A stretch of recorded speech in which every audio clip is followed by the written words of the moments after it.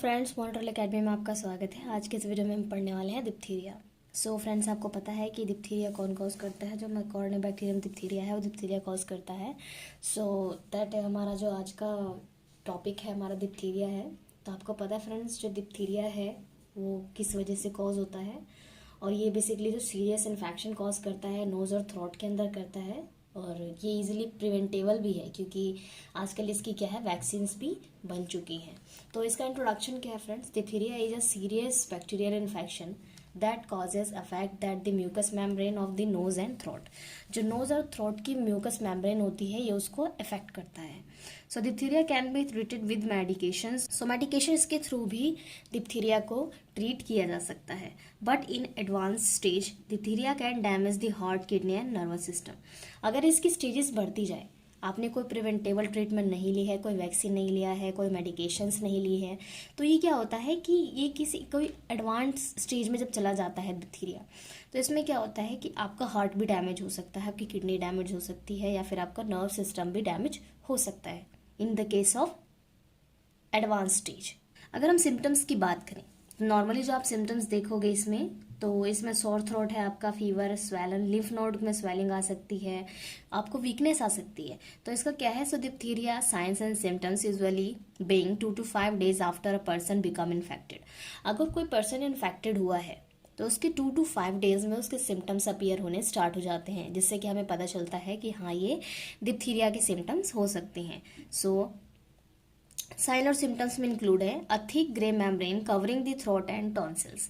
सो throat और tonsils के पास ना एक ग्रे कलर की मेम्ब्रेन बन जाती है, जिसमें क्या होता है कि आपको सांस लेने में दिक्कत होने लगती है। ठीक है, ये ग्रे कलर की मेम्ब्रेन इतनी थिक होती है कि आपकी जो एयर है उसको रोक देती है, जिससे कि आपको सांस लेने में, ब्रीथ लेने में दिक्कत होने लगती है। सो स्वेलन ग्लैंड में स्वेलन आ जाती है। लार्ज लिम्फ नोड, आपका लिम्फ नोड जो है वो लार्ज हो जाता है इन द नेक के अंदर। So difficulty breathing and rapid breathing. So इससे डिफिकल्टी ब्रीथिंग भी हो सकती है और रैपिड ब्रीथिंग भी हो सकती है। सो नेजल डिस्चार्ज भी हो सकता है आपका। फीवर एंड चिल्स, आपको फीवर भी हो सकती है फ्रेंड्स। टायर्डनेस, आपको वीकनेस आ सकता है, जैसे कि मैंने आपको बताया। In some people infection with diphtheria causing bacteria causes only a mild illness और no obvious signs and symptoms at all. तो कुछ ऐसे पीपल होते हैं जिनमें जो इन्फेक्टेड बैक्टीरिया होते हैं वो कोई भी साइन और सिम्टम्स अपीयर नहीं करते हैं। ये केस बहुत ही डिफिकल्ट होता है फ्रेंड्स, कि जब आपको साइन और सिम्टम्स अपीयर होते हैं तब आप क्या करते हैं, उसे डायग्नोस करने की कोशिश करते हैं। ठीक है, या उसको प्रिवेंट करने के लिए आप मेडिकेशन या वैक्सीन लेते हैं या डॉक्टर से सजेशन लेते हैं। लेकिन जब आपको सिम्टम्स ही अपीयर नहीं होंगे तो वो इन्फेक्शन क्या होगा, आपकी बॉडी में फैलेगा और आप अपने थ्रू दूसरों को भी फैला सकते हो। So infected people who stay unaware of their illness are known as carrier of diphtheria. तो वो एक कैरियर ऑफ डिप्थीरिया की तरह वो पर्सन वर्क करता है कि एक पर्सन से दूसरे पर्सन में वो ट्रांसफर कर सकता है, क्योंकि इन्फेक्टेड पीपल को ये नहीं पता कि वो डिप्थीरिया से इन्फेक्टेड है। ठीक है, डिप्थीरिया बैक्टीरिया से इन्फेक्टेड है, जो अलग और लोगों को, दो और लोगों को इन्फेक्ट कर सकता है। सो क्या है कि आपको पता होना चाहिए कि आपको कौन सी डिजीज हुई। They are called carrier because they can spread the infection with being sick themselves। वो खुद तो बीमार होते ही हैं और आपस में अपने साथ वालों को भी बीमार कर देते हैं, जबकि उन्हें पता नहीं होता है कि उनको इन्फेक्शन क्या हुआ है, या फिर कौन सी बैक्टीरिया है, या फिर उनको हुआ क्या है, उनके साइन और सिम्टम्स नहीं है। तो जब उनको पता नहीं होगा तो फिर वो उसको डायग्नोस नहीं कर सकते। ठीक है, स्किन डिप्थीरिया। अब स्किन डिप्थीरिया भी होता है हमारा। So a second type of diphtheria can affect the skin causing pain, redness and swelling similar to other bacterial skin infection. तो अदर बैक्टीरिया क्या करते हैं, रैशेस करते हैं, स्किन पे इन्फेक्शन करते हैं, कॉजेज करते, ये जो पेन कॉज करते हैं। ठीक है, तो ये नॉर्मल जो इन्फेक्शन, स्किन इन्फेक्शन होते हैं, सेम वैसे ही हमारे स्किन डिप्थीरिया इन्फेक्शन जो है उसका ही सिम्टम है। सो although the more common in tropical climates, diphtheria on the skin also occur in the United States। तो ये क्या है कि ये यूनाइटेड स्टेट में भी ये काफ़ी कॉमन है, जो काफ़ी ट्रॉपिकल क्लाइमेट है, डिप्थीरिया का स्किन में जो इन्फेक्शन अकर करता है। सो फ्रेंड्स, इसके कॉजेज क्या क्या है? So diphtheria can causes by the bacterium corynebacterium diphtheriae. So the bacteria usually multiply और on or near the surface of the throat और स्किन। जो आपका नियर द सरफेस और थ्रोट स्किन है ना, वहां पर क्या होता है कि कॉर्निबैक्टीरियम डिप्थीरियाई जो होते हैं बैक्टीरिया, वो वहां पे मल्टीप्लाई करना स्टार्ट कर देते हैं। कॉर्निबैक्टीरियम डिप्थीरियाई स्प्रेड थ्रू, ये स्प्रेड होते हैं एयरबॉर्न ड्रॉपलेट। जब आप छींकते हैं, खांसते हैं, तो जो ड्रॉपलेट होती है ना, छोटी छोटी स्पोर्स जो होते हैं, वो फैल जाते हैं एनवायरनमेंट में। और उनका जो मीटर होता है, डायमीटर होता है, या फिर कह सकते हैं उसके फैलने की जो सरफेस होती है, सरफेस एरिया होता है, काफ़ी ज़्यादा होता है। ठीक है, 8 से 7 to 8 मीटर तक आगे तक भी वो जा सकती है। सो वो ड्रॉपलेट जो होता है, अगर किसी हेल्दी पर्सन के ऊपर ड्रॉपलेट आ गया और वो क्या किया, जब वो सांस ले रहा होता है तो वो ड्रॉपलेट क्या होता है, उसके अंदर इनहेल कर लेता है वो अपने अंदर। ठीक है, तो वो क्या होता है कि उसके थ्रॉट में क्या होता है, वो बैक्टीरिया एंटर कर जाता है और वहां पर वो मल्टीप्लाई करता है और इन्फेक्शन कॉज करना स्टार्ट करता है। फिर वो जब स्नीज करेगा, खांसेगा, छींकेगा, तो दूसरा पर्सन इन्फेक्ट होगा। तो ऐसे करके क्या होता है कि पर्सन टू पर्सन ये इन्फेक्शन फैलता जाता है। So when a infected person sneeze और cough release a moist of contaminated droplet, people nearby may inhale Corynebacterium diphtheriae. Diphtheria spread easily this way, especially is crowded condition. अगर कोई बंदा crowded condition में sneeze कर रहा है, infected person sneeze कर रहा है, cough कर रहा है, तो उसमें फैलने के chances काफी ज्यादा होते हैं। Contaminated personal or household items. So people sometimes catch diphtheria from handling an infected person things such as used tissue or hand towels that may be contaminated with the bacteria. Touching the infection wound also can be transfer diphtheria causing bacteria. अब Corynebacterium डिप्थीरियाई क्या है कि वो contaminated चीज़ों को handle करने से भी फैलती है। लाइक जैसे कि आपने किसी कंटामिनेटेड पर्सन के टॉवल को यूज़ किया है, टिश्यू को यूज़ किया है, या फिर आप कह सकते हैं कि उसके किसी इन्फेक्टेड थिंग्स को आपने टच किया है, तो इससे क्या होगा कि वो बैक्टीरिया भी किसी खाने के थ्रू, वाटर के थ्रू, फूड के थ्रू आपके जो मुंह में है, आपके अंदर वो एंटर कर सकते हैं। सो इसके कुछ रिस्क फैक्टर है friends. People who are at increased risk of catching diphtheria includes children and adults who don't have up to date vaccination. So children और adult जो क्या है कि वो up to date vaccination नहीं ले रहे हैं, तो क्या होता है कि उनमें बहुत ही ज़्यादा इंक्रीजिंग रिस्क है फैलने का। ठीक है, डिप्थीरिया को कैच करने का।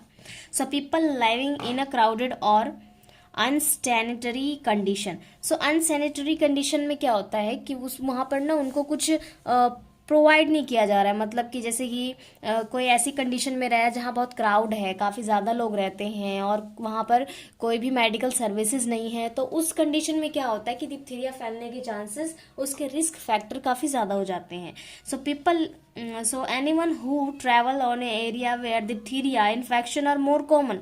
जहाँ पर क्या होता है, कुछ ऐसे एरियाज होते हैं जहाँ पर डिप्थीरिया काफ़ी कॉमन है, कि वहाँ पर कुछ लोगों को हो चुका है या फिर बहुत सारे लोग इन्फेक्टेड हैं, तो उस एरिया में अगर आप ट्रैवल करते हो तो वहाँ पर आपको भी डिप्थीरिया होने के चांसेस काफ़ी ज़्यादा बढ़ जाते हैं। Diphtheria rarely occur in the United State and western Europe where children have been vaccinated against the condition for decades. So however, diphtheria is still common in developing countries where vaccination rates are low. तो क्या होता है कि जहाँ पर diphtheria है, rarely अकर होता है यूनाइटेड स्टेट, वेस्टर्न यूरोप में, वहाँ पर क्या है, चिल्ड्रंस को वैक्सीनेट किया जाता है। ठीक है, इस कंडीशन में। लेकिन जहाँ पर वैक्सीन कम है और डिप्थीरिया केसेस ज़्यादा हैं, वहाँ पर और भी ज़्यादा केसेस होने के चांसेस बढ़ जाते हैं। इसमें कॉम्प्लिकेशन क्या आ सकती है friends? So diphtheria can lead to breathing problems. So जैसा कि मैंने आपको बताया, डिप्थीरिया ब्रीथिंग प्रॉब्लम्स क्रिएट कर सकती है। सो डिप्थीरिया कॉजिंग बैक्टीरिया में produce a toxins. So diphtheria bacteria क्या होती है, टॉक्सिन्स प्रोड्यूस करती है। So this toxins damage tissue in the immediate area of infection, usually the nose and the throat. तो ये टॉक्सिक क्या करता है, हमारा जो जहाँ पर टिश्यू है, वो क्या होता है, जिस एरिया में बैक्टीरिया इन्फेक्शन कर रहा है, जहाँ पर टॉक्सिन्स प्रोड्यूस हो रहे हैं, वहाँ का क्या होगा, जो टिश्यू होगा वो डैमेज होना स्टार्ट हो जाएगा। ठीक है, so at this site the infection produce a through grey membrane made up of dead sales.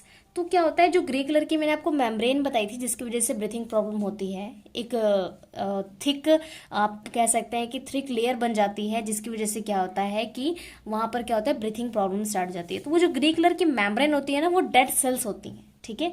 So made up of dead cells, bacteria and other substances. So उसमें बैक्टीरियाज भी होते हैं और अदर सब्सटेंसेस भी इंक्लूड होते हैं। So this membrane can obstruct breathing, ये breathing को रोकने में काफ़ी ज़्यादा इन्वॉल्व होता है। Second one is heart damage. So heart damage भी हो सकता है फ्रेंड्स, जो हमारा डिप्थीरिया है उससे, वो भी हमारा रिस्क फैक्टर है। सो डिप्थीरिया टॉक्सिक्स में spread through the blood stream and the damage other tissues in the body. तो क्या होता है, जब डिप्थीरिया टिश्यूज को डैमेज करना शुरू करते हैं तो वो क्या होता है कि हमारे ब्लड स्ट्रीम में भी एंटर कर जाते हैं। जब वो हमारे ब्लड स्ट्रीम में एंटर करेंगे तो हमारे जो ब्लड सेल्स की जो टिश्यूज़ हैं उनको क्या होंगे, डैमेज करना स्टार्ट कर देंगे। So for example it can damage the heart muscles causing such complications as inflammation of the heart muscles, myocarditis. So myocarditis ऐसा एक लेवल है जिसमें क्या होता है कि जो डिप्थीरिया बैक्टीरियाज होते हैं वो हमारे हार्ट के टिश्यूज़ को डैमेज करना स्टार्ट कर देते हैं, जिसकी वजह से हार्ट में इन्फ्लामेशन आ जाती है। हार्ट डैमेज फ्रॉम मायोकार्डाइटिस में बी स्लाइट और सीवियर। तो ये सीवियर भी हो सकता है और स्लाइट भी हो सकता है, काफी कॉमन भी हो सकता है, ठीक है।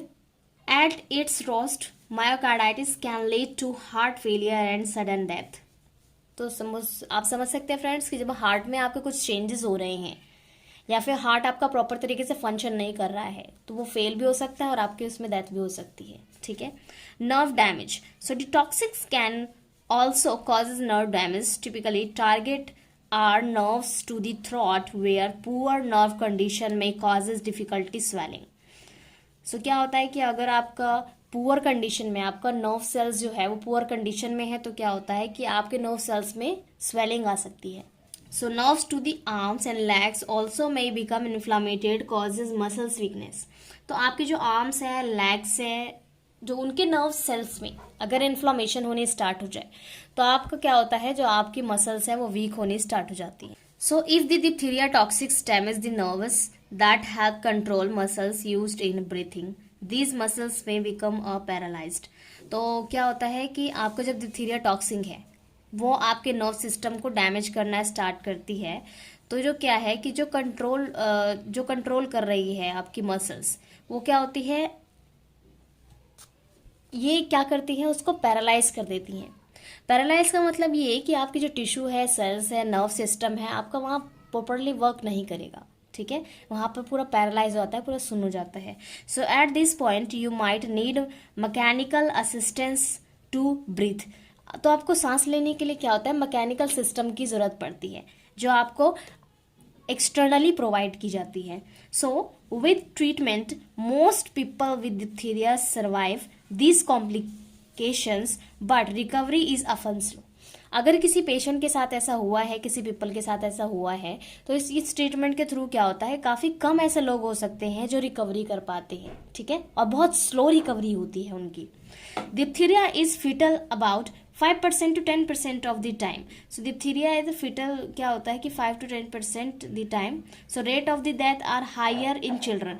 तो क्या होता है, जो रेट ऑफ डेथ है वो बच्चों के अंदर काफ़ी ज़्यादा होता है क्योंकि वो इस सिचुएशन को सर्वाइव नहीं कर पाते। और जो हाइयर इन चिल्ड्रन होते हैं और अंडर 5 और एडल्ट क्या होते हैं more than 40।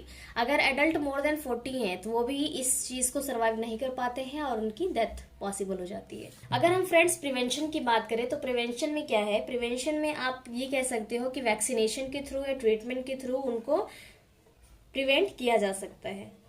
So the diphtheria, tetanus and the previous vaccination is one of the childhood vaccination that doctor in the United States recommended during infancy.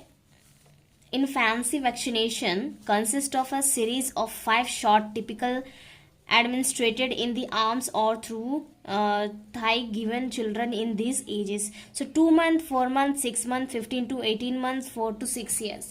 So ये vaccination की doses होती हैं फ्रेंड्स जो उनको दी जाती हैं बच्चों को, ठीक है, जन्म से ही। सो इसकी जो ट्रीटमेंट्स हैं वो उसके एंटीबायोटिक्स भी इंक्लूड है फ्रेंड्स। आप एंटीबायोटिक्स के थ्रू भी क्या कर सकते हैं, उसको एंटीटॉक्सिक कर सकते हैं, उसको न्यूट्रलाइज कर सकते हैं डिप्थीरिया के टॉक्सिन्स को, ठीक है।